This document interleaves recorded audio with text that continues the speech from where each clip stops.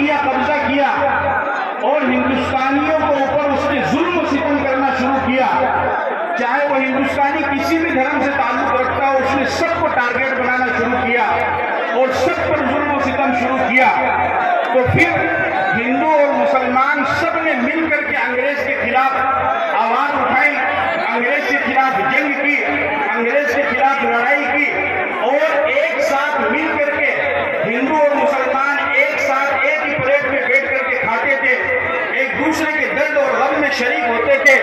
جب ہندو اور مسلمان کا یہ پیار آپس میں انگریز نے دیکھا تو اسے معلوم ہو گیا کہ اب میں ہندوستان میں نہیں رہ سکتا ہوں، چنانچہ 15 اگست 1947 کا وہ بابرکت دن بھی آیا کہ انگریز کو یہاں سے جوتے اٹھا کر کے بھاگنا پڑا۔ یہ ہمارے اتحاد کی وجہ سے ہوا، ہمارے اتفاق کی وجہ سے ہوا۔ آج بھی ہمیں اپنے درمیان اس اتفاق اور اتحاد کو پیدا کرنا ہے۔ یہ ملک ہمارا ہے، یہ وطن عزیز ہمارا ہے، اس ملک کی خوبصورتی ہم سے ہے اور ہم اس ملک سے ہیں۔ ہم نے اس ملک کو لال قلعہ دیا ہے، تاج محل کی خوبصورتی دی ہے، اور ہم نے اپنا خون پسینہ بہایا ہے، اور آج بھی مسلمان اپنے اس ملک کے لیے آخری دم تک اپنا خون کا قطرہ بہانے کے لیے تیار ہے۔ کیا آپ لوگ تیار ہیں؟ جس طریقے سے مسلمان اپنے دین پر، اپنے ایمان پر، اپنے مذہب پر مر مٹنے کے لیے تیار ہے، اسی طریقے سے مسلمان ہندوستان کا جب بھی ہندوستان پر کوئی بھی آواز اٹھے گی یا ہندوستان کے خلاف کسی بھی طرح کی بات ہوگی یا ہندوستان کے خلاف کوئی سازش کی جائے گی تو انشاءاللہ العزیز اس سازش کا جواب دینے کے لیے اور دشمن کو تارے دکھانے کے لیے دن کے اندر یہ ہندوستان کا مسلمان اپنے سینے پر ترنگا رکھ کر کے سب سے پہلے اپنے دیش کی حفاظت کے لیے آگے آیا ہے اور آئے گا۔ آپ لوگ آگے آئیں گے نہیں آئیں گے؟ ہماری وفاداری پر کسی کو شک کرنے کی ضرورت نہیں ہے۔ ہمارے آباء و اجداد نے اس ملک کے لیے قربانی دی ہے۔ 1857 کی جنگ آزادی میں 14,000 علماء کرام کو شہید کر دیا گیا۔ دلی کی چاندنی چوک میں علماء کرام کو پھانسی کے تختے پر لٹکایا گیا۔ دلی کی جامع مسجد میں علماء کرام کو تختے پر لٹکایا گیا، اور پشاور تک کوئی درخت ایسا نہ تھا کہ جس کے اوپر علماء کرام کی گردن لٹکی ہوئی نہ ہو۔ علماء کرام کو یہ سزا صرف اس وجہ سے دی گئی کیونکہ انہوں نے یہ کہا تھا کہ ہم اسی ملک میں رہیں گے اور اسی کے لیے جئیں گے اور اسی کے لیے مریں گے۔ آج بھی مسلمان اپنے اس وطن عزیز پر جینے کے لیے بھی تیار ہے، اسی طرح مرنے کے لیے بھی تیار ہے، اور اسی پیغام کو لے کر کے آج ہمارے قومی صدر بیرسٹر اسدالدین صاحب ہمارے درمیان میں ہیں۔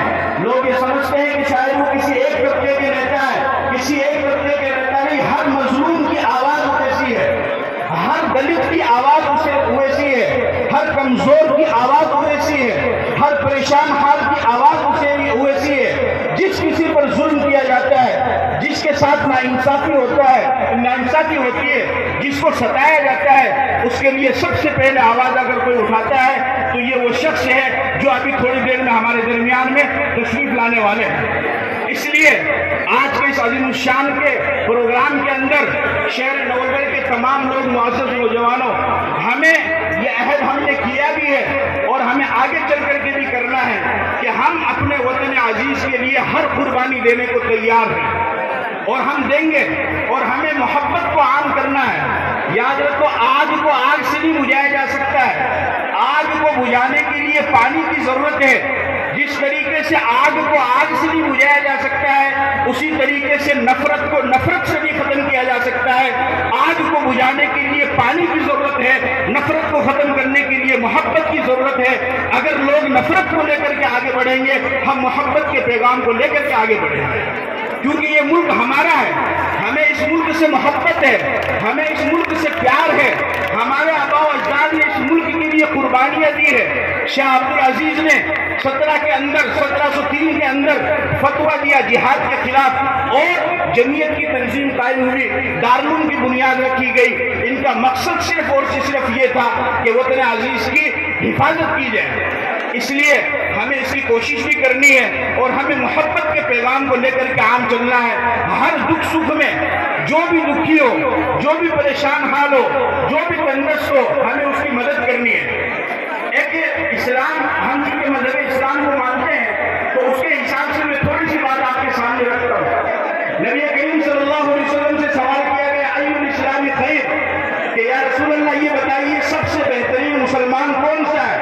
تو جواب کیا آنا چاہیے تھا؟ نماز پڑھنے والا، روزہ رکھنے والا، زکات دینے والا یا دوسرے کام کرنے والا؟ آپ نے فرمایا تطعم الطعام وتقرأ السلام علی من عرفت ومن لم تعرف، فرمایا کہ لوگوں کو کھانا کھلانے والا یہ سب سے بہترین مسلمان ہے۔ فرمایا کہ اگر تم پیٹ بھر کر کے کھانا کھا رہے ہو اور تمہارا پڑوسی بھوکا سویا ہوا ہے تو آپ علیہ السلام نے فرمایا کہ تم کامل ایمان والے نہیں ہو، تمہارا پختہ اور کامل ایمان اسی وقت تسلیم کیا جائے گا جب تم جس طریقے سے خود پیٹ بھر کر کھانا کھا رہے ہو اپنے پڑوسی کو بھی کھانا کھلاؤ۔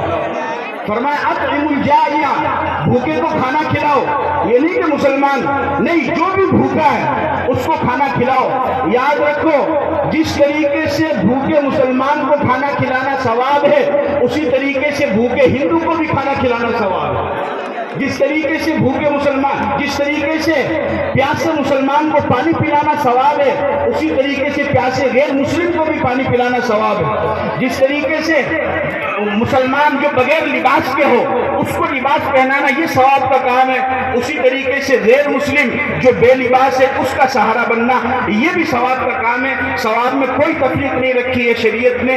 اسلام نے صرف انسانیت کی بنیاد پر ہمیں پیار اور محبت کو پیدا کرنا ہے، انسانیت کی بنیاد پر ہمیں دوسرے کا اکرام کرنا ہے، انسانیت کی بنیاد پر ہمیں دوسرے کا احترام کرنا ہے، انسانیت کی بنیاد پر ہمیں دوسرے کی خدمت کرنی ہے، انسانیت کی بنیاد پر ہمیں دوسرے کا تعاون کرنا ہے، انسانیت کی بنیاد پر ہمیں دوسرے کی امداد کرنی ہے، انسانیت کی بنیاد پر ہمیں لوگوں سے پیار کرنا ہے، انسانیت کی بنیاد پر ہمیں میل جول کو قائم کرنا ہے، انسانیت کی بنیاد پر ہمیں آپسی بھائی چارے کو قائم کرنا ہے، انسانیت کی بنیاد پر ہمیں پیار اور محبت کو آگے بڑھانا ہے۔ اور یاد رکھو آج یہاں پر یہ بات بھی میں کہہ دینا چاہتا ہوں، بہت سارے لوگ کہتے ہیں کہ پارٹیشن ہوا، مسلمان پارٹیشن کے ہمیشہ خلاف تھا۔ ہمیں کسی بھی دیش سے کسی بھی ملک سے کوئی مطلب نہیں ہے، ہمارا جینا اور مرنا ہندوستان میں تھا، ہمارا جینا اور مرنا بھی ہندوستان کے لیے ہوگا، ہم کسی اور دیش کو نہ مانتے ہیں نہ جانتے ہیں۔ اور آج کے اس نول گڑھ کے عظیم الشان اجلاس عام بکرا منڈی سے میں یہ بتا دینا چاہتا ہوں کہ اگر کوئی دشمن ملک، چاہے وہ چائنا ہو یا وہ پاکستان ہو یا کوئی دوسرا ملک ہو، اگر کوئی دشمن ملک ہمارے پیارے ملک ہندوستان کی طرف نظر اٹھا کر کے بھی دیکھ لے گا تو اس دشمن ملک کو جواب دینے کے لیے سب سے پہلے یہ نوجوان نول گڑھ کا نوجوان آئے گا۔ کیا آپ آئیں گے؟ آپ آئیں گے یا نہیں آئیں گے؟ کیمرے والوں سے بھی درخواست کروں گا کہ نوجوانوں کے ہاتھوں کو دکھائے، ہاتھوں کو اونچا کرو۔ آپ اپنے دیش کے لیے ہر قربانی دینے کو تیار ہیں، آپ اپنے دیش پر مر مٹنے کے لیے تیار ہیں۔ یہ سبق ہے ان لوگوں کے لیے جو یہ کہتے ہیں کہ مسلمان اپنے دیش سے پیار نہیں کرتا ہے، مسلمان اپنے دیش سے محبت نہیں کرتا ہے۔ مسلمان سب سے زیادہ اپنے دیش سے محبت کرتا ہے، اور اس کی سب سے بڑی علامت یہ ہے کہ مسلمان دن میں 5 مرتبہ اسی زمین کو سجدہ کرتا ہے اور اسی زمین پر اپنا ماتھا ٹیکتا ہے۔ اس سے بڑی محبت کی کوئی علامت نہیں ہو سکتی۔ اور پھر بہت سارے لوگ یہ بھی کہتے ہیں کہ مجلس اتحاد المسلمین یہ صرف مسلمانوں کی جماعت ہے، صرف ایمان والوں کی جماعت ہے۔ بالکل نہیں، اس کے میں آپ کو ہزاروں پروف دے سکتا ہوں، لیکن ابھی اس وقت جو سب سے بڑا پروف میں آپ کو دے رہا ہوں وہ آپ کچھ غور سے دیکھو، سب میری طرف دیکھو۔ سب سے بڑا پروف مجلس اتحاد المسلمین بیرسٹر اسد الدین اویسی صاحب صرف مسلمانوں کے نیتا نہیں ہیں، اس کے سب سے بڑی علامت اور اس کا سب سے بڑا پروف یہ ہے کہ ہمارے اس اسٹیج پر یہ جو بینر لگا ہوا ہے، اس بینر کے دائیں طرف جو فوٹو لگی ہوئی ہے وہ مولانا ابوالکلام آزاد کی نہیں بلکہ بھیم راؤ امبیڈکر کی فوٹو ہے۔ اگر اویسی صاحب صرف مسلمانوں کے نیتا ہوتے تو یہاں پر بھیم راؤ امبیڈکر کی فوٹو نہ ہوتی بلکہ مولانا ابوالکلام آزاد کی فوٹو ہوتی۔